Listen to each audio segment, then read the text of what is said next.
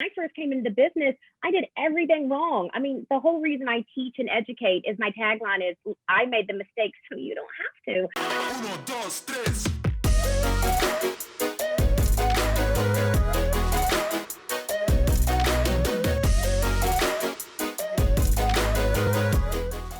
I was going to ask you, just in your travels and the work that you've done as an educator, do you feel like there is a massive difference in the wedding and event culture or industry in some of those places, maybe New York, California, than in some places in the Midwest, Alabama, or some of those other places?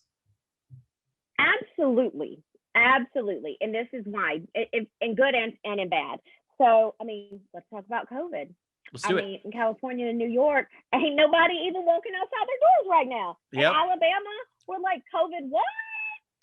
We're having weddings. I mean, 200, 300. I mean, straight out the gates. I mean, I am in the high end and luxury market now. So straight out the gates, we went to tiny weddings with giant budgets. I mean, giant budgets for like 30, 40 people. You know what I'm saying? Like it was like, it really was like COVID what?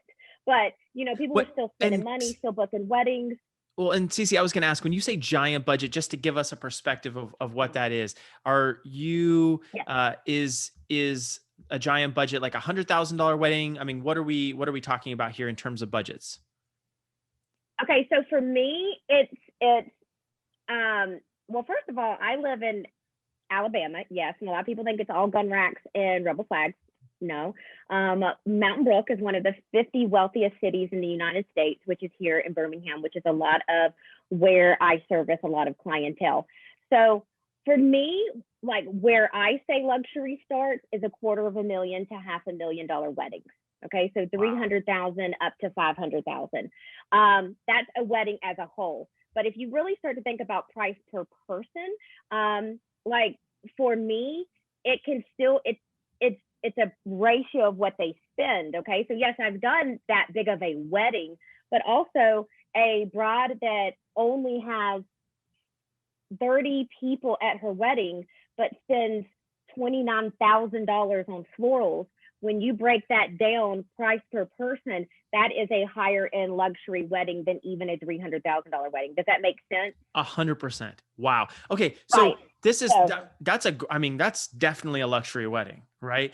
When you got into this industry and you were like, let's do florals, and your mom, your mom wanted to have the weekend money and you just kind of got started, right? Going back there, did you just launch right into this? Did you know that the luxury market was where you wanted to be? Or was that kind of an evolution to get you into where, you are right now?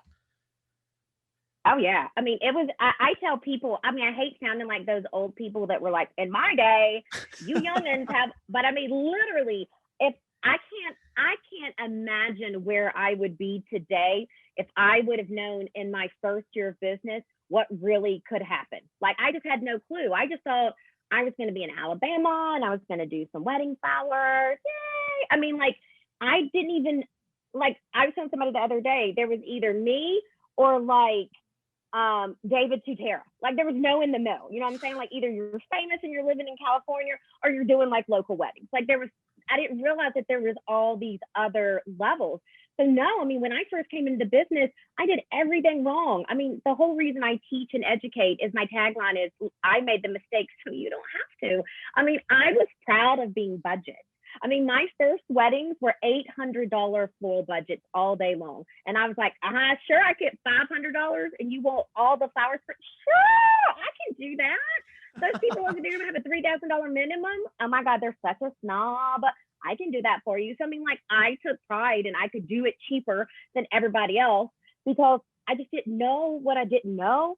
And so it was probably my second year or in my second year of business when I started being like, wait a minute, I don't want to do this. It really was like, I want to get paid to do what I love instead of doing what I hate to just get some money, because I didn't enjoy what I was doing because I was having to do cheap budget. The whole reason I got into it was to be creative and do all the like amazing things I had dreamed of. And I just never realized that I could do that and I didn't have to pick up everything and move to California or New York. So once that like realization sunk down into my brain that I could feasibly do that, and just to be like real honest with you, and just to circle back, I think being in the music industry and knowing that even if I probably would have stayed and really would have just, I have a better chance of getting struck by lightning than I do of being a household name. There's no amount of really work, ethic, hustle, knowledge. I mean, yes, you can have all that and you can still be a nobody in the music industry, you know what I'm saying? But I think once I realized that this was totally different, that I could just press my way into doing what I wanted to do, and that I didn't have to wait for like the lottery to hit, I was like, let's do it. And so, yeah, like I tell people I went from budget to luxe in 4 years. But I say the first 2 years don't count because I didn't know what I'm doing. I just was like doing some fun weddings, just thinking, I mean, I had no concept. So it wasn't until like my second year that I was like, oh, this is on.